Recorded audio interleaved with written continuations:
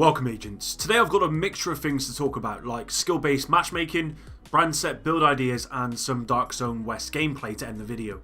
As always, if you enjoy this video, please hit that like button right now, and subscribe if you haven't already. Please turn on notifications to make sure you never miss any of my videos, and with that said, let's do this. Okay, so this first thing I want to talk about is skill-based matchmaking. Now, the devs have confirmed this will be coming to the PvP aspect of the Division 2 conflict, and this is a big deal. And I don't think this has been covered too much, to be honest. Lee4 actually put out a video the other day about it, and I've watched that, and I can understand where it's coming from. So I thought I'd want to cover this myself and just give you my opinion. So I'm going to be as real as possible here, but my immediate reaction was of disappointment, to be honest. Now, before you head on down to the comments and start saying that I just want to ruin the experiences of new players and whatever else, just hear me out. So, I can completely understand why the devs have decided to implement skill-based matchmaking within the Division 2. I really get it. I understand it. It's there to ensure new players who want to try these new activities are not destroyed by, better people than them or experienced players, and then they never want to actually play those activities again. And I completely get that. My problem with skill-based matchmaking is that I generally don't play PvP for competition, and I play for fun. Of course, I don't mind sweating now and then and having a tough game, but I don't want that to be every game, which is what will happen if skill-based matchmaking does make it into the final version of the Division 2 like they've proposed.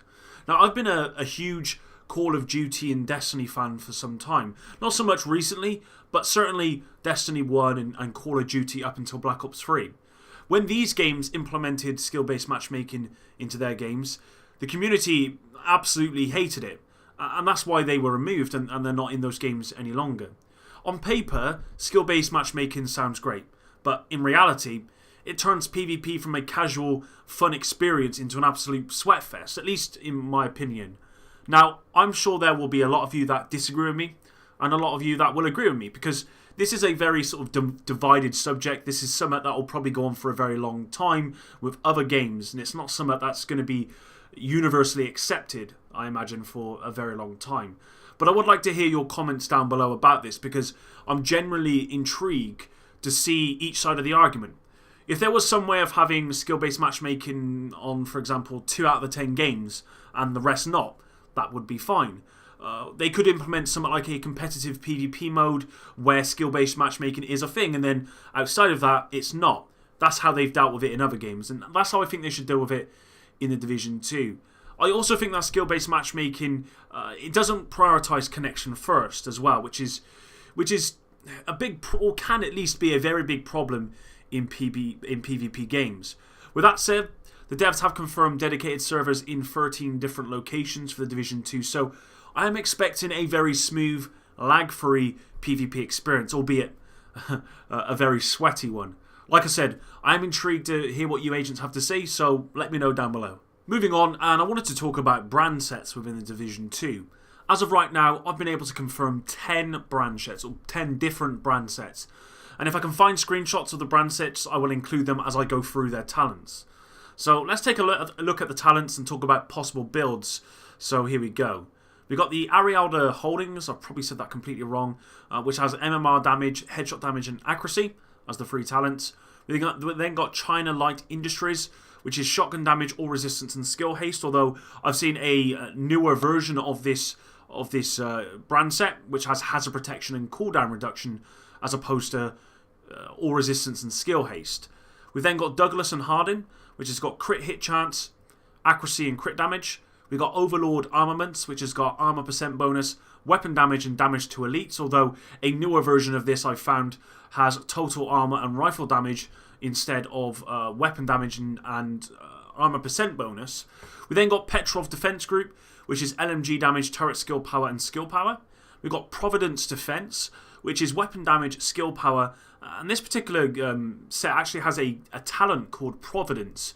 And this talent reads critical hit chance bonus for 6 seconds when completing a cover-to-cover move. And that's the only piece of brand set that I've found which has a specific talent like this, which has a name and a description. We then got Richter and Kaiser, which is pistol damage, shield, skill power, and all resistance. We then got Sokolov Concern, which is SMG damage, critical hit damage, and critical hit chance. We then got Wyvern Wear, which is crit damage, headshot damage, and critical hit chance. And lastly, we got Gilla Guard or Gilla Guard, which is stagger resistance, hazard protection, and total armor. So with all of these in mind, I can see some pretty nasty builds here, and at least one that pops out straight away. For me, the best build brand set for PvP, if you're using an SMG, has to be the Sokolov Concern with that crit damage, SMG damage, and crit chance. That seems really, really strong. So the first build I'm thinking, for PvP at least, will probably be a 3-piece Sokolov Concern. The 1-piece Wyvern Wear, this gives you an extra, or gives you extra critical hit damage. 1-piece Douglas and Hardin, which gives you extra critical hit chance, and 1-piece Providence Defense, which gives you that plus weapon damage. Now, that seems like an absolute monster on an SMG build for PvP. With that said, you'll probably be way above the cap for critical hit chance, so maybe the Douglas and Hardin piece could be swapped out for another piece of Wyvern Wear, which gives you headshot damage. Of course, all of this stuff could change come release, and I think it probably will, to be honest. And also, none of this stuff is in order, so I can't tell you for sure whether armor percent bonus on the Overlord armaments is the first bit of gear, and then it's weapon damage, and then it's damage to elite. So these could completely be in the wrong order, and if that's the case, then yeah, I would just... This part of the video is completely pointless, but what I'm trying to point out here is there's going to be a lot of different builds in this game. There's probably going to be, from what I've been told, there's actually going to be a lot more variety than the Division, which says a lot considering the Division has so much variety, and we don't even know about all of them yet. I mean, as I said, we know of about, I think we know about 9, at least officially we know about 9 brand sets.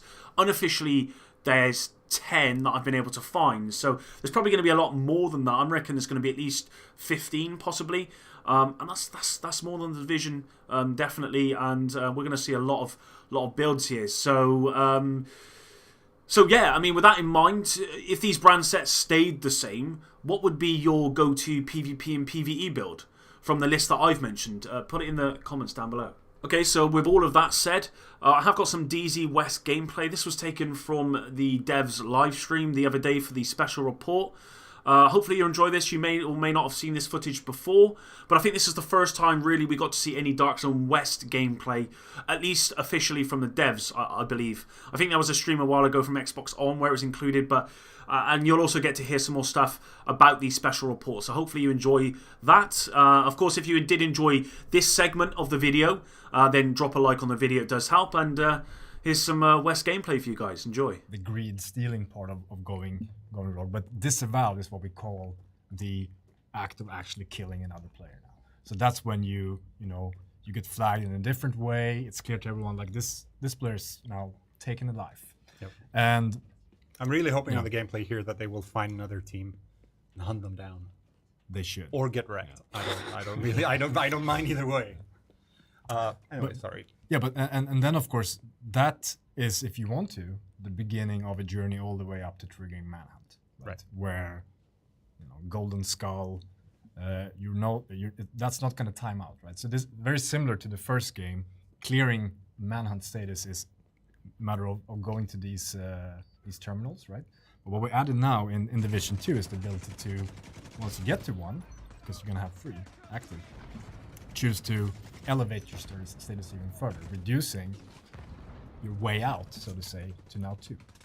And then you can do that again and have 1 left, which is really about giving players more tools who like that experience to kind of tailor it to how much risk reward do I want? How much do I think we can handle? Or alone too, if you're so inclined. And what we're seeing here, I mean, we're just by a canal.